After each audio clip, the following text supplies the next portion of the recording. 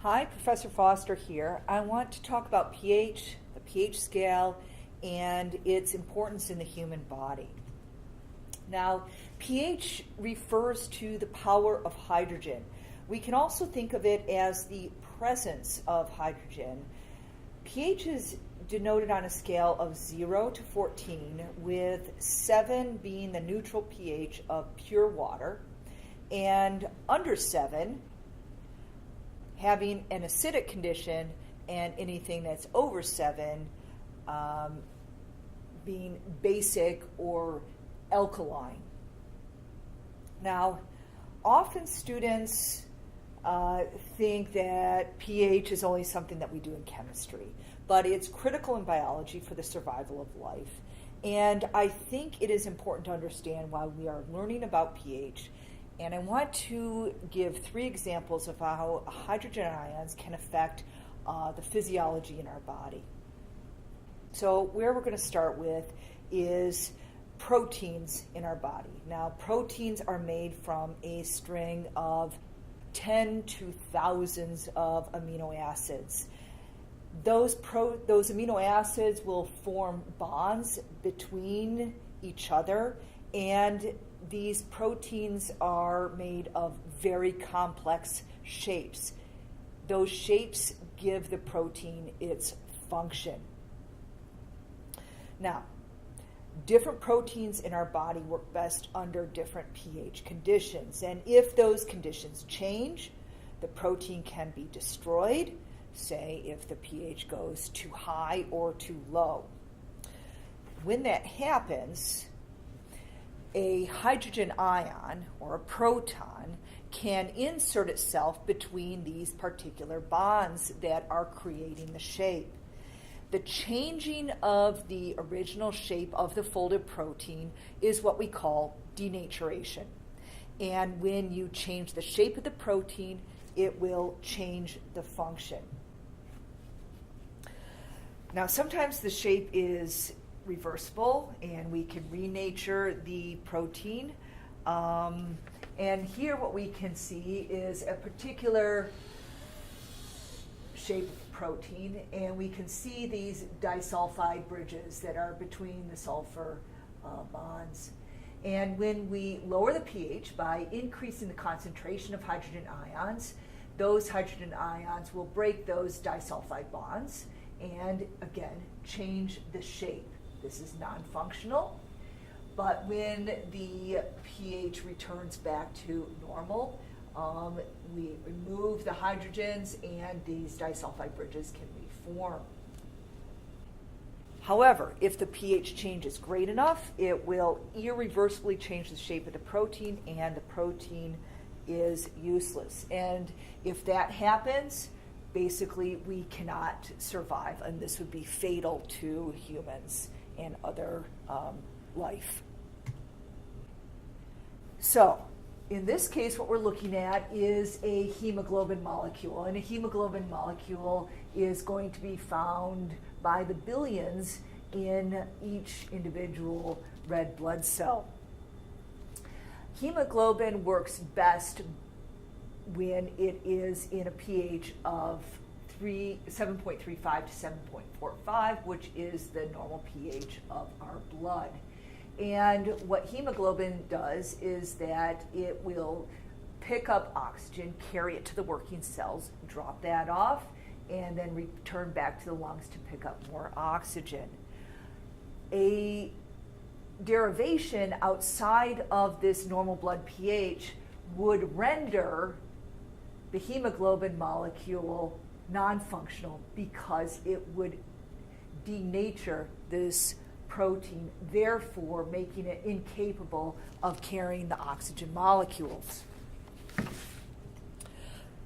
Another oxygen-carrying protein that we can see here is the myoglobin molecule. Now, myoglobin is found in skeletal muscle. It's also going to hold oxygen, and it will release that oxygen when the pH turns to an optimal level. Now, as you can see on the screen, myoglobin will release that oxygen when the pH is around 6. Now, if we think about it, when a muscle works, you produce acids from the breakdown of protein in amino acids, and you produce this lactic acid.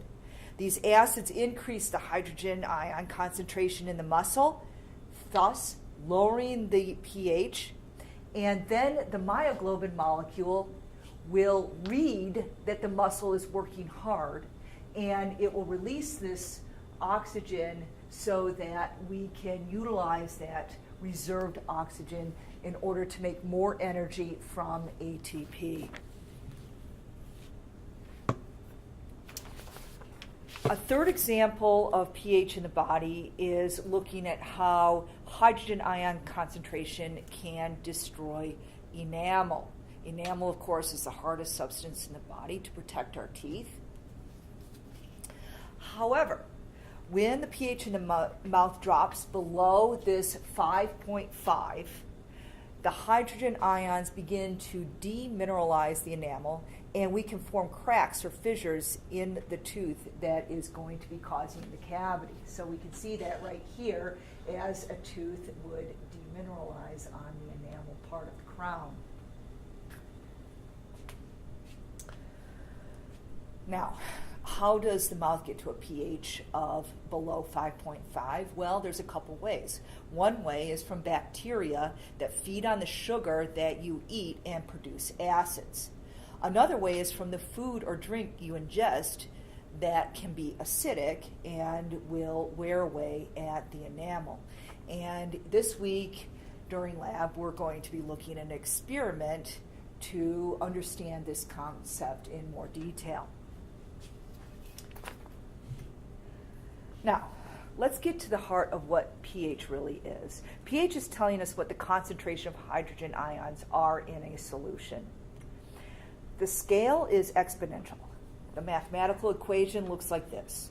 pH equals the negative of the base 10 logarithm times the concentration of hydrogen ions in a solution. And what we can see from this is that the concentration of hydrogen ions change from a pH of 7 to 6.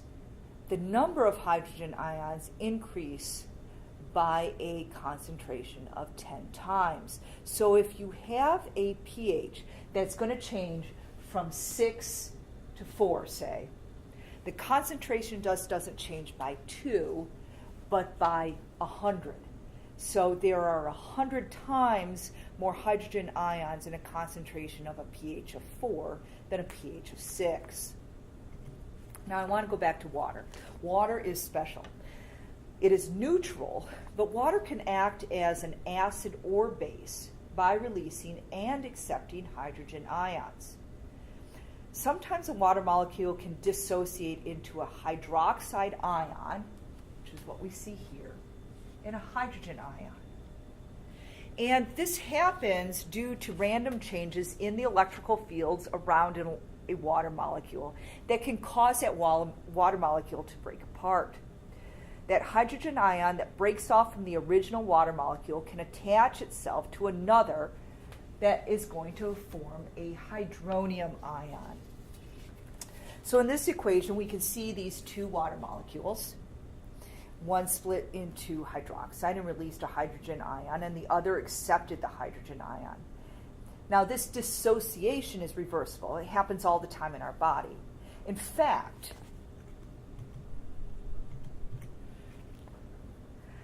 for every 10 million water molecules, one will dissociate.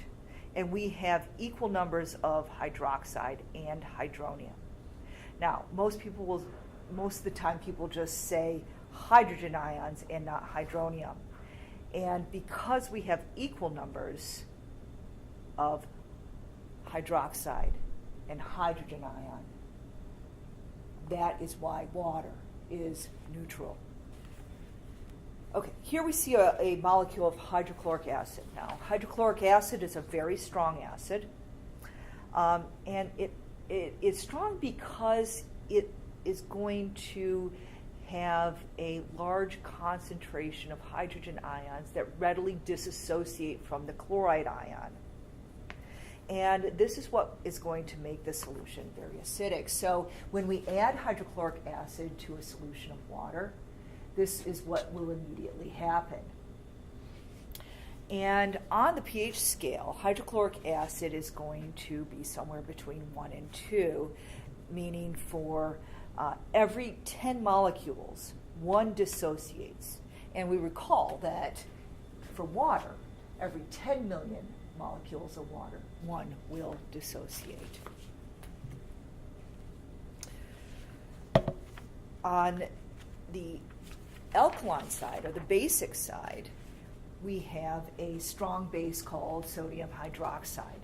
This dissociates into its respective ions of sodium and hydroxide. So when we have this hydroxide ion, what it will do is soak up any existing hydrogen ions that are in the solution, thus increasing the pH and lowering the concentration of hydrogen ions. The last topic I want to examine is the most common reversible reaction in the body. And what we can see here in the middle is carbonic acid. It's a very weak acid, meaning it doesn't easily dissociate. However, if we increase the amount of carbon dioxide into the solution, it will combine with water to form more carbonic acid. And this equation will continue to the right and equilibrate so that that will weakly dissociate, and ultimately what we have is more hydrogen ions with its associated bicarbonate conjugate base. So when we think about this in the body, of course, we produce carbon dioxide as a byproduct of cellular respiration, and we expel that out. However, if we're unable to expel out carbon dioxide, what's going to happen is that we increase the concentration of carbon dioxide, which combines with water to form carbonic acid, and therefore in our body we produce more hydrogen ion. So retaining carbon dioxide in the body will produce an acidic condition in the body. And now we know that that acidic condition is detrimental to the function of our proteins and can potentially be fatal. I want to look at a little bit bigger picture here as far as a global biological picture, and just to talk about how carbon dioxide, that this equation is seen in as far as looking at the acidification of our oceans.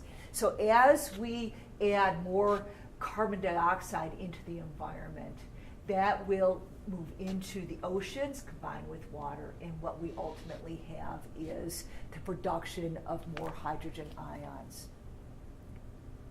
This acidity in the ocean is definitely going to affect the life within it, in particular our coral reefs. And then as those die out, it has a greater effect on our food chain, and we have failure of species. So this is just a bigger picture of what's going on beside what is in our body.